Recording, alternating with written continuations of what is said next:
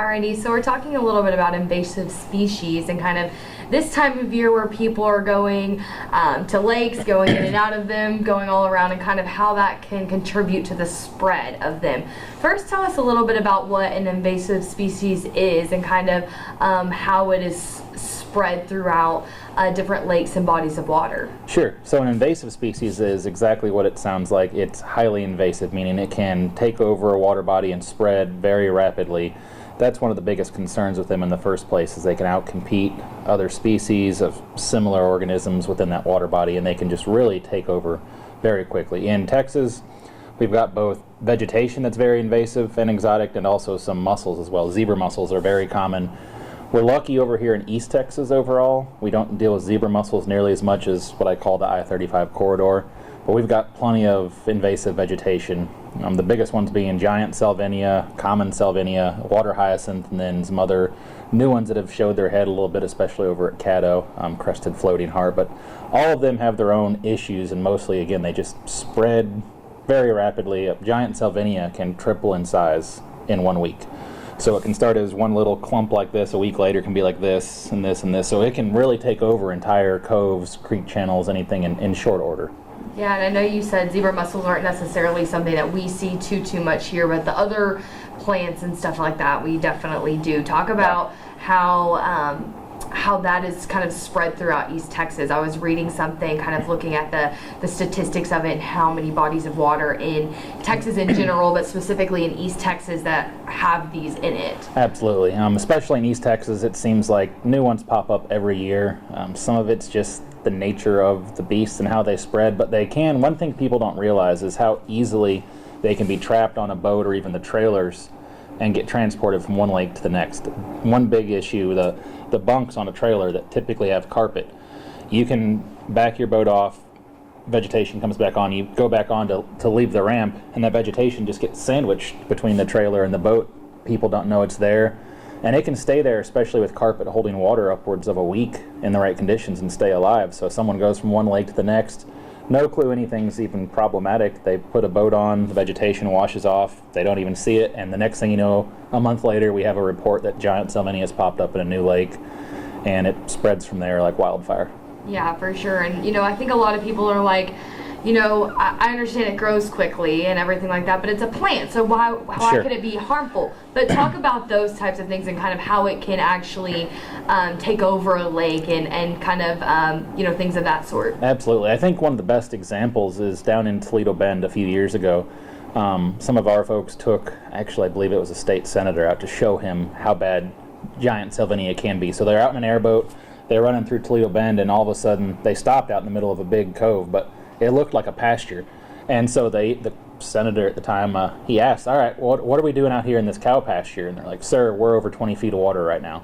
So it can be that thick and that problematic that it can completely choke off, even in deep water if it's protected around it, an entire creek or bay.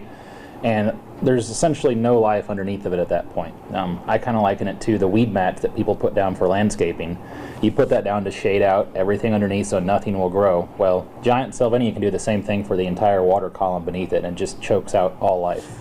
Yeah, so fish and things of that sort. Fish, plankton, algae, literally everything that's needed in a lake or a river to have a healthy ecosystem to support everything from the bottom up can all be choked off, so it's nothing but giant salvinia. And at that point, it's really hard to control or eradicate, and it's also moving around, it's spreading, potentially getting spread to more lakes. It's one of the reasons we put such a high priority in trying to manage it. The biggest thing we do is just ask people to be aware and be conscious of these organisms, these invasive plants that can live in the water. Of course, we've probably mentioned the slogan before, clean, drain, and dry. So make sure your boat and your trailer are clean when you leave the water body so you don't see vegetation hanging off, but drain it as well. Don't leave water in the bilges or the live wells, anything, so you're not accidentally transporting it that way.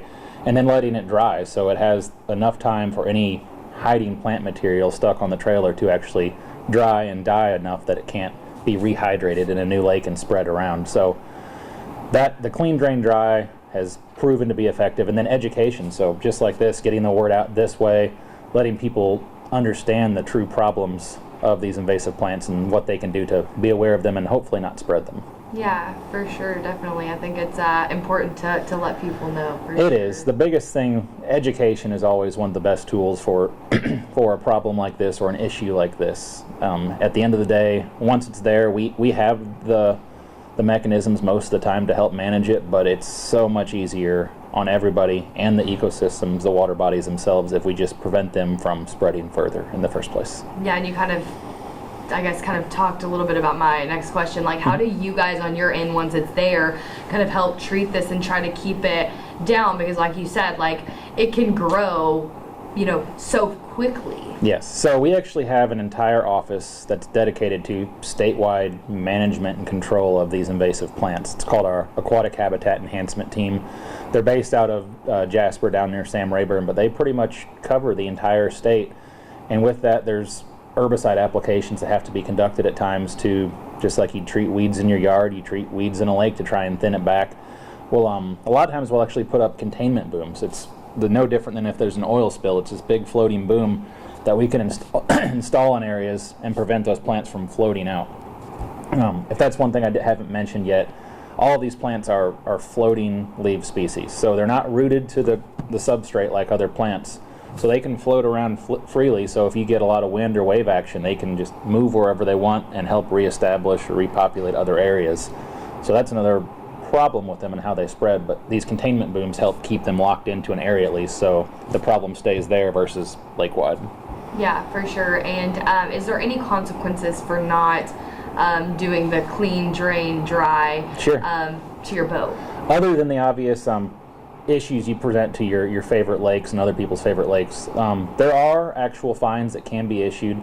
I believe you can be issued per plant in the right situation. So every individual plant that is on our prohibited list that is identified from law enforcement, you could be cited for every single plant that is found on your trailer or boat when leaving the water body. Now, truthfully, most of the time it's going to be an education moment, a teaching moment, but that's not to say if somebody's been a repeat offender, if people clearly are just being negligent, there's laws in place to issue fines when people are doing wrong.